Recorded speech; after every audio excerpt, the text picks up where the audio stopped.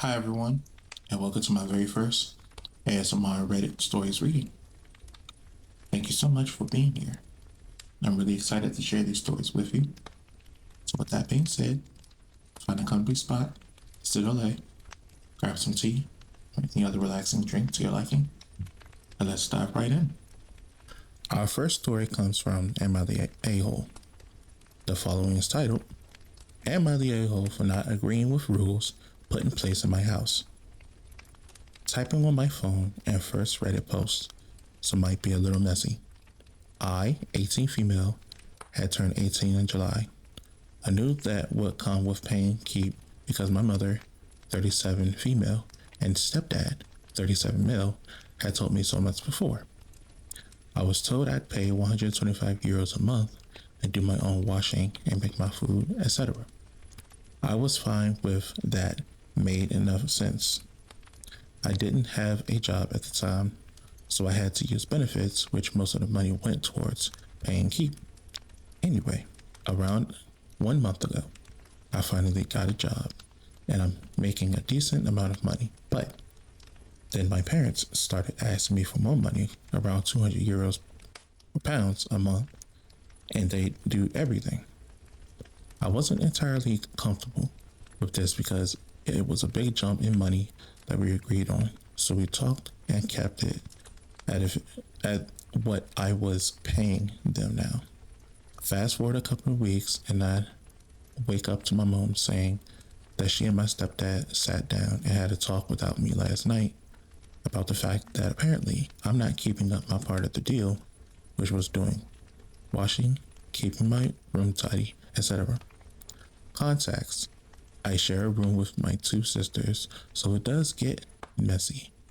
And we had to deal to only tidy up parts, which I have been doing, and our dog destroyed our sponge.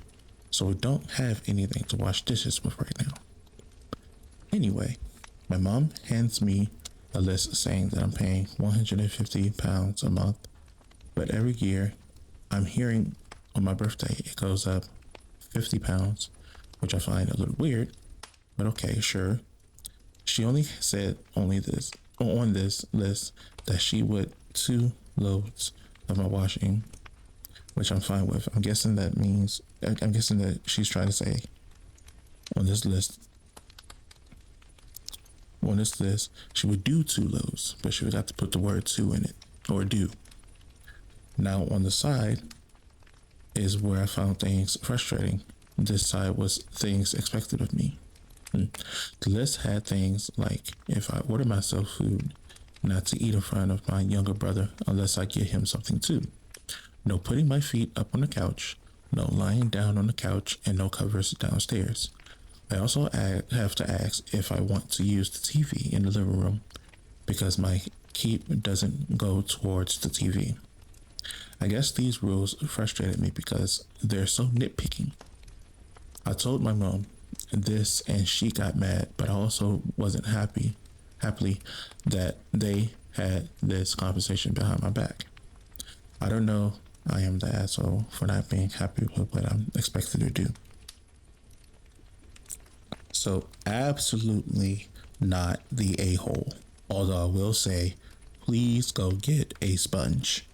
Do not use the dog as an excuse for you to not have one. That's kind of a bad excuse. Okay, number one. Number two, with you being 18 years old and living up in your parents' house, you are expected to pay a monthly fine, basically. A monthly fine, or essentially rent, to be able to stay in their house along with them. I had to do it. I'm pretty sure anybody of your age had to do it also. So that should be, without question. As far as what they expect you to do, don't eat in front of your brothers when you order out for things. Don't plop your feet up on the couch and stuff like that. I will say that might be a little bit nitpicky, although even if it was, there are rules that you have to, listen to because, it's a boundary that's set for their place. Essentially, you have no say to what it is they expect of their household, especially when they're the ones who, you know, they bring in most of the bacon. So with that being said, not the a-hole, but listen to your parents. So our next story here is a little on the funny side. It's called "Am I the a-hole for not making my daughter-in-law coffee and telling her I'm not a barista?" Let's dive right in. My son and daughter-in-law Emily are staying at our home probably for the next month due to water damage in their home. The company is fixing the damage, but the flooring was damaged, so it's not very livable right now. They have only been there less than a week, and I'm having an issue. I work nights and I come back home around 6:30 a.m. and then go to bed.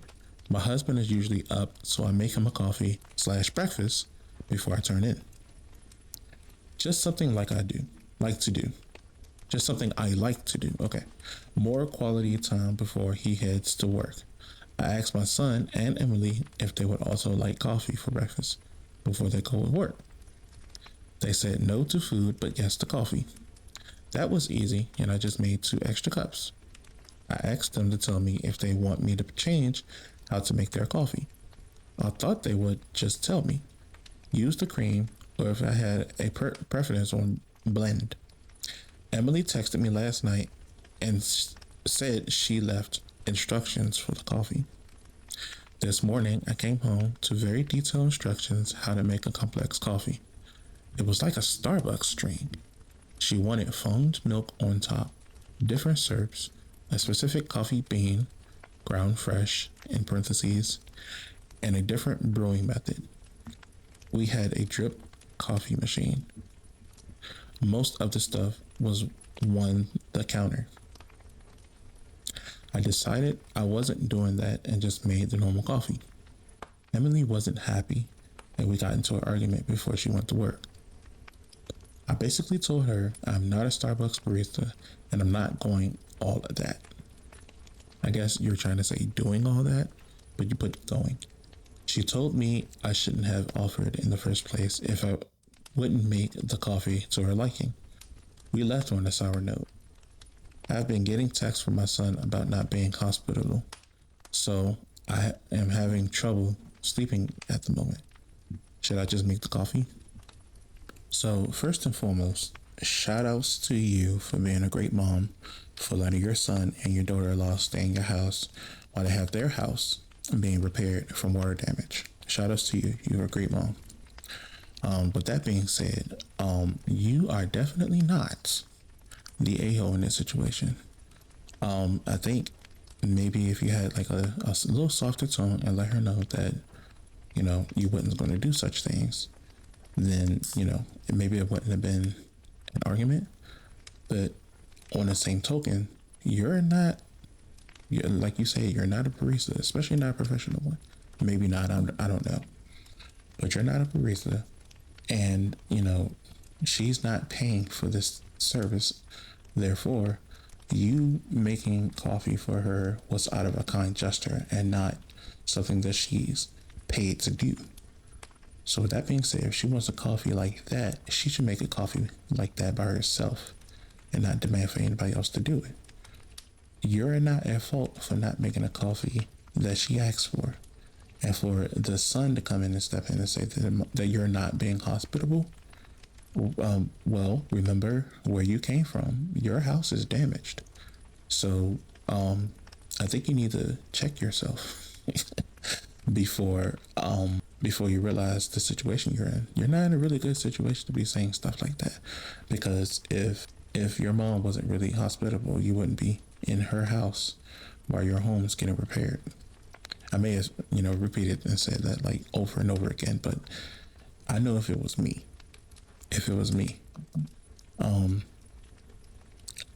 I probably would do the same thing. My children is in a time of need. They need me right now, and I'm helping them in the best way I could. I think the last thing that I want to do is lose sleep because my daughter-in-law or my son-in-law is demanding, not asking, demanding for me to make their coffee at a, at a store level, maybe, for lack of better words, at a professional level, at a barista level, at that, like, come on now. If you're asking for a coffee like that, you better be running me my money. So, definitely not the a-hole. And it seems in the comment section you have some people agree with you. There's one that says, seriously, the absolute gall of your daughter-in-law. Never would I ever. Exactly. Like, who is she? Like, come on now. You were brought into the family. Show her the door. Exactly. She she needs to know exactly where that is if she don't like it. She could be out on the street all over coffee though. I think that would be kind of a bad thing to argue over, but yeah. You're not the a-hole. This next one is entitled, Am I the a-hole for telling my mom that she's being unreasonable? My 31 male uncle, 73, passed away, leaving everything to his roommate, 71 male. My mom, 60, is still very upset about this. She has been for a month now, saying that there must have been some sort of undue influence. I told her that they lived together for 45 years. There's nothing weird about the will because of that. He can leave his money and stuff to whoever he wants. But then my mom said she'll contest it. She kept asking me to talk to my friend, who's a lawyer, to see if she knows anyone who specializes in the field. So I told her she's being unreasonable. She got very angry at me. My dad said I shouldn't judge her when she's still struggling with the loss of her brother. Now, a few things I have to say about this is, to what his dad said, I don't really think that this situation is because of the loss of her brother. I mean, it is, but I think she's making it more so about the will, where he left his money to. Because it seems like there's a little bit of jealousy going on there, and by her saying that there's some undue influence. What you have to realize is they were life partners. You know what I'm saying? 45 years going down the line. I wouldn't with me and my wife, being together for about almost, I wouldn't. Well, that's what I'm saying. That's if my situation was the same as his before I died. I would want to leave all my stuff with the person I've been with for a while, for a very long time. So with this being the situation in hand, he was right for what he did before he passed. He left it with his life partner. There's nothing anybody could say about that. And for the mom to want to contest something like that and make it more so about, the money, the will, than it is of the fact that her brother just passed away. You can clearly see that she has some pent up, anger and jealousy towards the situation, because maybe she wanted it for herself. So, with that being said, I mean, you were right for telling her. Somebody had to say it. If it wasn't you, who was going to say it? She's being unreasonable about it, and for that, she was the a-hole. This next one is yet another short story titled, Am I the a-hole for marking my own stuff? This friend, 25 male of mine, constantly takes things from me and never gives them back. He asked to borrow my headphones again one day, and I just snapped. I said sure, but before I give them to him, I wrapped the cable in about 5 layers of tape and used a permanent marker to write my name all over it. He stopped talking to me after becoming very irate and accusing me of treating him like a thief. To be honest, all I wanted was for him to stop stealing my belongings and acting like they were vanished by accident. So now I'm wondering, am I the asshole here? Or was I just setting a boundary? There are plenty of people like him who don't like to be called out on their actions, because usually when you do that, they start to become, irate, like you said, which then confirms your suspicion about him. You know what I'm saying? So, I mean, if he takes stuff without giving them back, what does that make him? That would make him a borderline thief. I mean, because even though he's your friend, he doesn't respect the boundary that you set for anyone, especially, since he thinks that he's entitled to your stuff simply because he's your friend.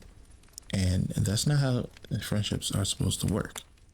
So if he wants to stop talking to you because he feels as though you're accusing him of the things that he's doing, then that's on him. You know what I'm saying? You don't need him. You know what I'm saying? You don't. If anybody is going to be your friend just to take, that's basically draining your assets away from yourself, and you can't have for yourself. Which therefore means that anything that's subtracting you is distracting you. So, you can do without. So, with that being said, no, you're not the a-hole for this situation. Just set boundaries for the things you have, and keep doing you, and find better friends. So this next story here is titled, "Am I the a-hole for limiting how long my in-laws stay with us?" Let's begin. My wife and I lived in New York City for our 3-year-old with our 3-year-old in a small New York City apartment. My in-laws live in Dallas and will fly in to visit our daughter. They're very nice, but they want to visit and will visit, in parentheses, all the time, and will stay with us in our small 900 square feet apartment when they stay. Earlier this year, they stayed with us for only 10 days in our cramped New York City apartment. We get it. We get it. You're from New York City. We have a cot, and they'll sleep in the middle of the living room. As house guests go, they're great. They'll clean up after themselves, are respectful, etc. However, I'm a strong introvert, and I don't particularly want anyone in our space, and I don't get along with my mother-in-law due to very different personalities. In parentheses, she's a strong extrovert and can be quite loud. I'm a strong introvert, etc. I'm kind of like that too, to be honest with you. If I feel as though my space is invaded, I don't like it. I don't like it anymore. I just want to just hide in like the darkest shadows, so. Continuing on, my wife was born in the U.S., but her parents are from Asia, and staying like this with family members is quite normal for them. For me, who grew up in the Midwest, I'm used to having my own personal space. They're obsessed with the granddaughter, in parentheses, as they should be, and want to visit all the time, like every month for 4 or 5 days. However, I have a stressful New York City job with 60 plus hour work weeks, and it's very stressful for me. As an introvert and someone who doesn't particularly mesh with my in-laws to come home every night to, my in-laws in a small apartment. Okay. I sleep poorly when they're here, and it definitely adds to my general work stress and anxiety. My wife, on the other hand, loves having her parents here to help with our daughter for bath time, etc. They're not rich enough to stay in a hotel and would find it offensive if I got a hotel for them. And they just want to spend time with their granddaughter. Am I the a-hole for wanting to limit how often and for how long they stay with us in our apartment? Should I be more accommodating of them and just deal with it when they stay with us? My wife is upset with me because her and my daughter love having them stay with us, and I'm the only one that is bothered by their visits. So I'm not going to lie to you. You have a bit of a tough situation going on here. But as I'm reading this, you mentioned that you're an introvert, and from introvert to introvert, I agree with you, because like I said before, if I feel as though somebody or a bunch of people, a group of people is invading my space, then I'm definitely going to try to find a space where I could be in, because I mean, this is our apartment, and you're cramped up to begin with. Only 900 square feet. I mean, it's big for like two people, but like not a whole bunch of people. And stay, and they just come in and they just stay for times, days at a time. You know, it's a visit. It's not like they actually live there. It's not like you give them space to actually live there and sleep days by days. But it's like, what can you do? Because they don't have the money to do it, and they'll feel offended if you let them do it. I mean, if you do it for them, so. And I get that they're nice. All they want to do is see their granddaughter. I get that, If I had a granddaughter, I would see mine too. You know what I'm saying? So, like I said, the situation is very, very tough, and it doesn't get any better that, you have to work 60 hours a week. Say 120 hours every 2 weeks, if you're doing, bi-weekly paychecks and stuff like that. And you have to come home to, your space being invaded. And what makes it no better is that your wife doesn't see this, as a problem. Saying you're being stressed out, and you're anxious, and everything is just basically a complete mess. And then when you go to talk to your wife about it, she becomes upset, and she only sees, this side of the story where she thinks it could be better, but without the expense of your happiness, or without the account. There you go. Without the account, without taking your happiness to account, is what I'm trying to say. The pieces of the puzzles is there. It's just couldn't really put them all together. But so I do want to say, definitely not the a-hole. But talk to your wife. Talk to your wife about it. Let her know that you're upset about it, and really try to get her to understand where you're coming from, because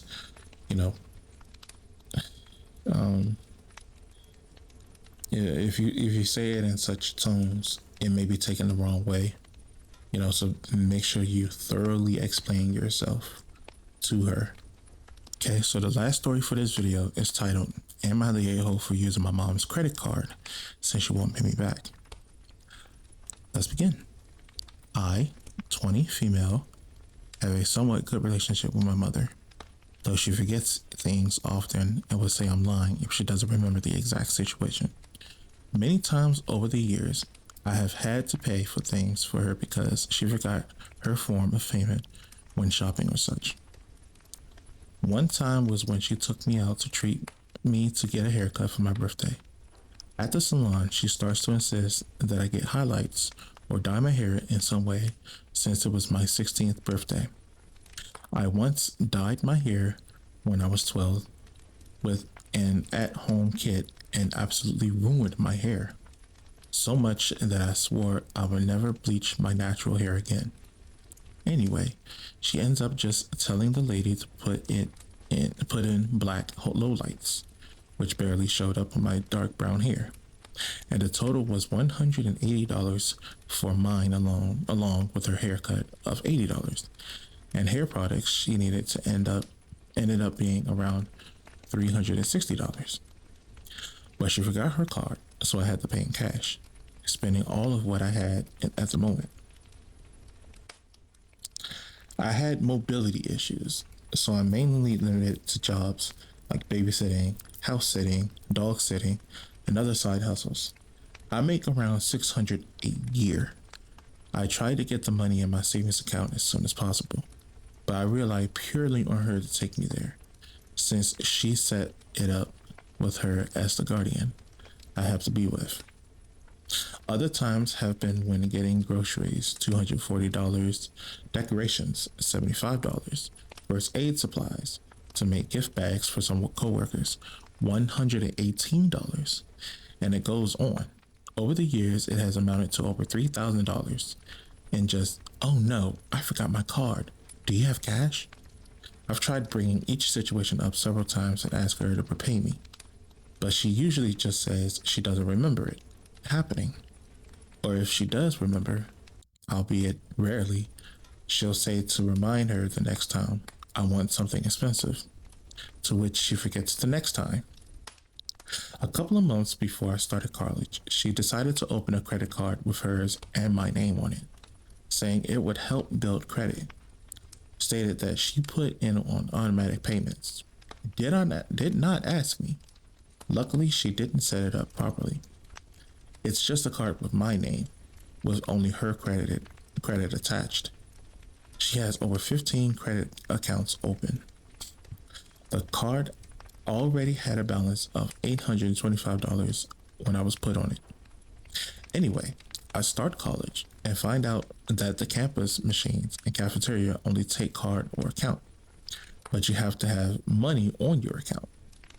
My dad is already helping me pay for college and a new computer, on top of being in between jobs. Hence, I didn't want to take him for money, because I know he'll sacrifice whatever he can to make sure I'm okay. I asked if I could use the card, but she just said, I don't give an F, without paying much attention. So I started using the card to get meals each day, trying to stay as cheap as I can. Yet it's still amounting to about $60 to $80 per week. I really feel bad about spending that much money in short such time. So, am I the gay ho? Oh, there's an edit after this. Both me and my mom have ADHD and are rather everywhere, but my father has helped teach me how to manage it. My father and mother have separate bank accounts. He takes care of household bills and mortgage, while my mom takes care of her own credit cards and student debt.